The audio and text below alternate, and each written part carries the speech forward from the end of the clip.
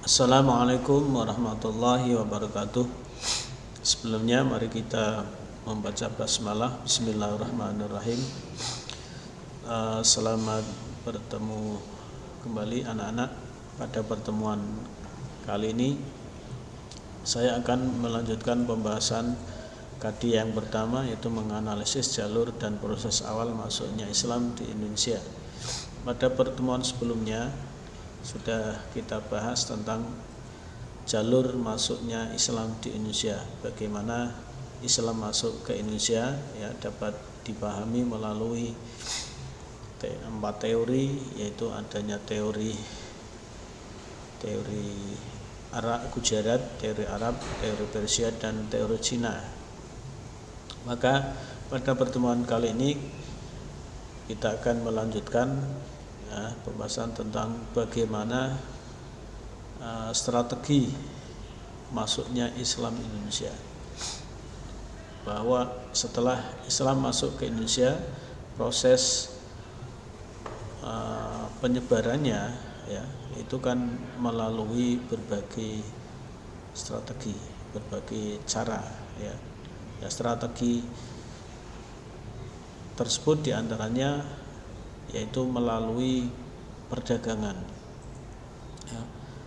Perdagangan itu merupakan salah satu strategi yang paling utama dan yang pertama, karena melalui perdagangan inilah Islam masuk ke Kepulauan Indonesia. Kita tahu bahwa Indonesia itu merupakan suatu negara yang kebetulan menjadi jalur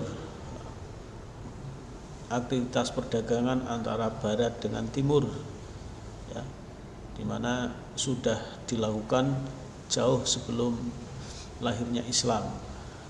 Tentang sejak awal abad pertama Masehi itu sudah terjadi, apalagi dulu dikenal di Asia itu ada peradaban Sungai Sindu maupun Sungai Gangga di India, dan juga ada peradaban lembah Sungai Huanghu atau Sungai Kuning di Cina, Maka disitulah dari dulu juga sudah dikenal adanya yang namanya jalur sutra.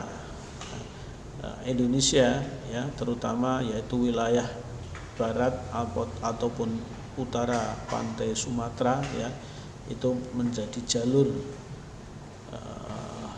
lintasan perdagangan antara barat dan timur. Maka perdagangan inilah nanti yang memegang peranan yang paling utama dalam proses penyebaran Islam di Indonesia.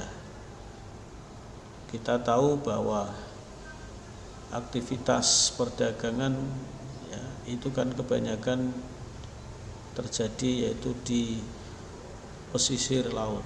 Maka penyebaran Islam pun itu juga diawali dari pesisir laut, diawali dari pesisir Sumatera Barat, kemudian Sumatera Utara, kemudian berkembang nanti ke wilayah-wilayah kepulauan Nusantara yang lainnya. Jadi yang pertama adalah melalui strategi perdagangan. Yang kedua yaitu melalui perkawinan. Perkawinan ini terjadi, mungkin sedikit saya singgung bahwa proses penyebaran Islam di Indonesia itu tahapannya yaitu dari masa singgah, masa adaptasi, dan masa perkembangan. Kalau masa singgah itu terjadi pada awal masuknya Islam, di mana pada saat itu Islam sudah masuk tetapi belum mengalami perkembangan, Kemudian baru masa adaptasi. Adaptasi ini pada saat itu para pedagang-pedagang Muslim sudah membuat perkampungan Arab yang kemudian mereka cukup tinggal lama, kemudian akhirnya berinteraksi dengan penduduk pribumi, maka dari situlah terjadilah perkawinan. dari perkawinan ini akhirnya berkembang, Islam tersebar. Biasanya para pedagang ya menikah dengan penduduk-penduduk pribumi, sekaligus para istrinya itu masuk Islam ya. Dan ini menjadi misi penyebaran Islam. Biasanya dari istri kemudian keluarga ya. Itu akhirnya Islam berkembang. Itu terjadi di daerah-daerah yang merupakan pusat-pusat perkampungan saudagar Islam yang ada ya. Jadi perkawinan ini pula nanti juga yang menjadi strategi dari para wali songo juga ya, wali songo yang nanti mempunyai peranan besar dalam penyebaran Islam khususnya di Pulau Jawa ya.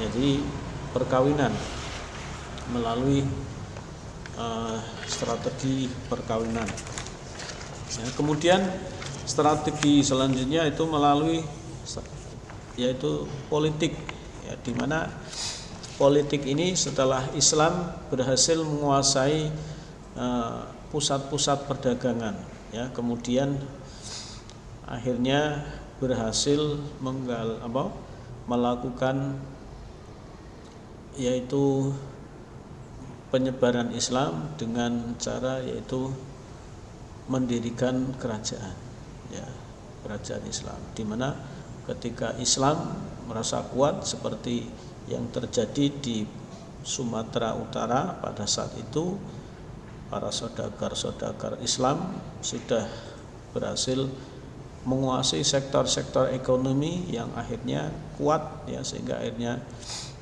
mendirikan kerajaan Islam. Nah, dengan berdirinya kerajaan Islam ini maka dijadikan sebagai sarana untuk penyebaran Islam melalui jalur politik. Ini mempunyai peran yang cukup besar, seperti berdirinya kerajaan Samudra Pasai. Ini menjadi pusat penyebaran Islam di Indonesia ya. Dengan adanya pada saat itu ya, melalui kebijakan dari khalifah yang ada ya, mereka banyak mengirimkan mubalek ya keluar wilayah Samudra Pasai, termasuk seperti ke Kalimantan, ke Jawa ya, maupun ke pulau-pulau Nusantara yang lainnya ya. Itu dari jalur politik ya.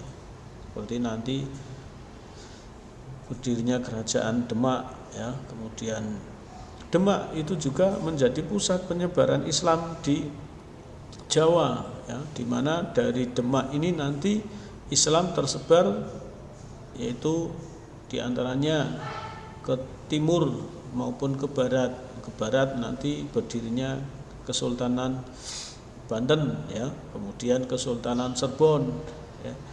Demikian juga ke wilayah timur ya, Jawa ya. Ini jalur politik ya. Kemudian jalur pendidikan. Jalur pendidikan ini terutama dilakukan oleh para penyebar Islam, para mubalek ya, penyebar Islam. Ini terutama pertama kali dilakukan oleh yaitu Syekh Maulana Syekh atau Sunan Gresik ya, Sunan Gresik,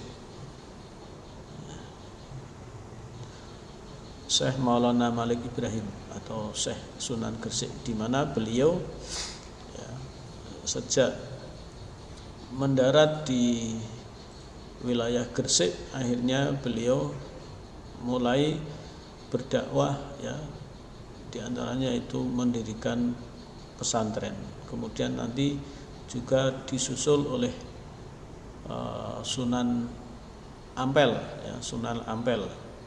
Bahkan Sunan Ampel melalui pesantren ya akhirnya berhasil melahirkan ulama-ulama atau mubalek yang mempunyai peran dalam penyebaran Islam di luar Pulau Jawa ya.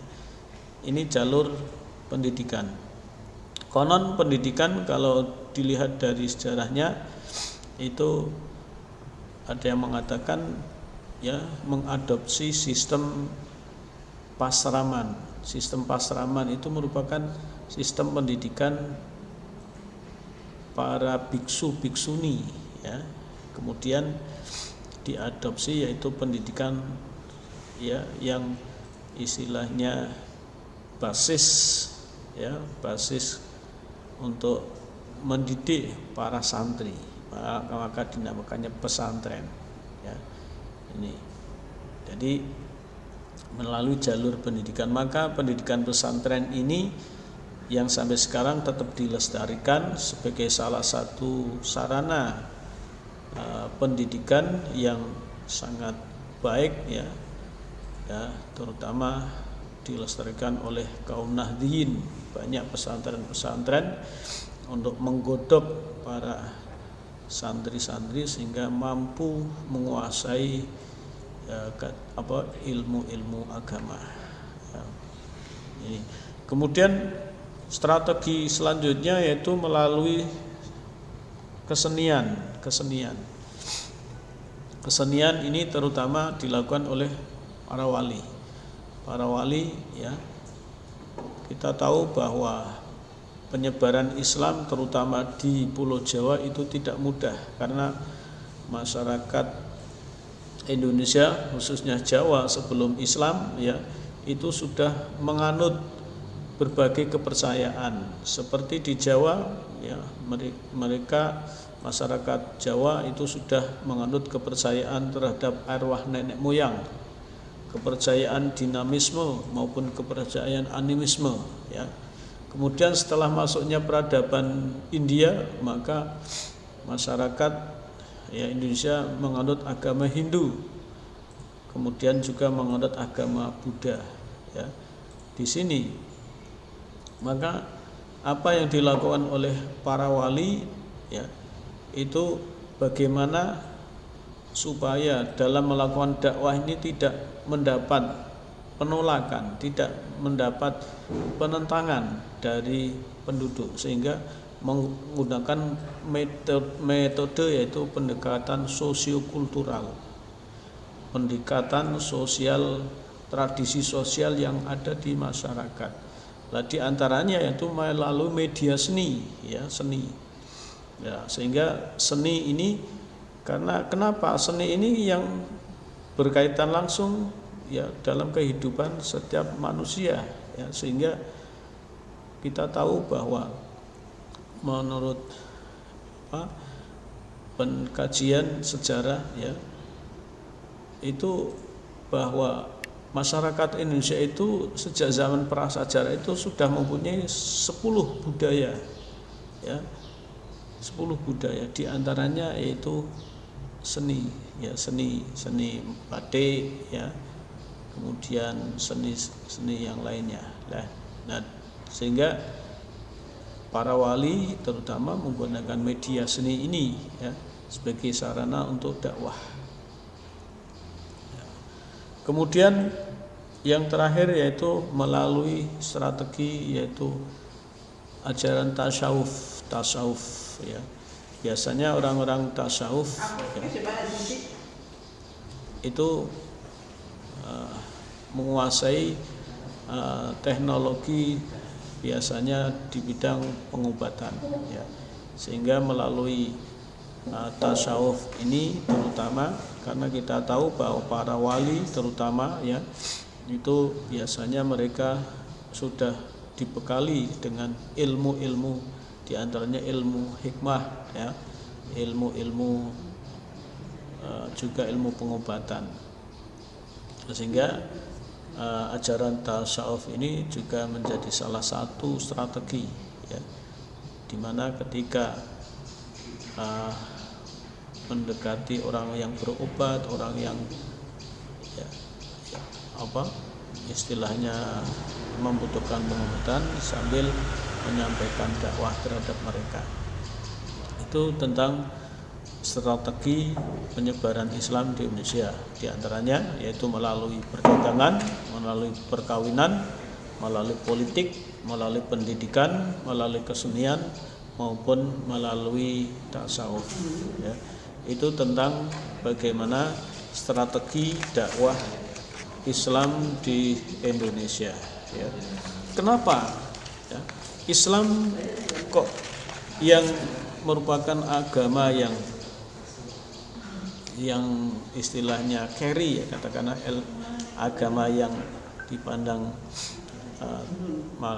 paling belakang kok justru bisa berkembang dan bisa diterima dengan mudah oleh masyarakat Indonesia. Ini tidak terlepas dari ajaran Islam sendiri, ya. Di antaranya bahwa kenapa Islam kok mudah diterima, ya, dan istilahnya bisa diterima oleh masyarakat Indonesia, karena Islam agama yang bersifat terbuka. La ikraha fiddin. Islam itu tidak mengenal paksaan, ya, di mana penyebaran Islam atau pengajaran Islam dapat dilakukan oleh setiap orang Islam, ya, bahwa setiap orang Islam itu mempunyai kewajiban berdakwah, ya. Menurut Rasulullah, balighu anni walau ayah, ya, sampaikan ajaranku walaupun satu ayat. Maka setiap muslim itu mempunyai kewajiban untuk berdakwah, minimal yaitu dakwah amar ma'ruf nahi mungkar, ya. Kalau pada masa wali, ya berarti berdakwah untuk menyebarkan ajaran Islam. Kalau sekarang, ya dakwah yang kita lakukan yaitu minimal yaitu amar ma'ruf nahi mungkar, ya.